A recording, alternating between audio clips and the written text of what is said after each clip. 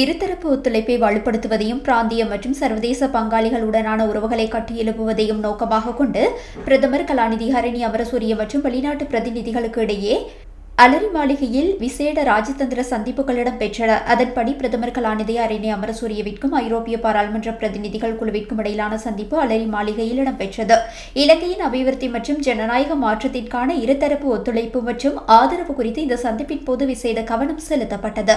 இந்த சந்திப்பில் மகளிர் மற்றும் சிறுவர் விவகார அமைச்சர் சரோஜா சாவித்ரி பவுட்ராஜ், பாராளுமன்ற உறுப்பினர் லக்மாலி ஹேமச்சந்திர, ஓஷானி உமங்கா மற்றும் கொழும்பு மேயர் வேட்பாளர் ராய் கெலி பல்தசார், வெளியுறவு வெளிநாட்டு வேலைவாய்ப்பு மற்றும் சுற்றுலா அமைச்சின் ஐரோப்பிய மற்றும் வட அமெரிக்க பிரிவின் பணிப்பாளர் இசரிகா கருணாரத்ன ஆகியோர் கலந்து கொண்டிருந்தனர்.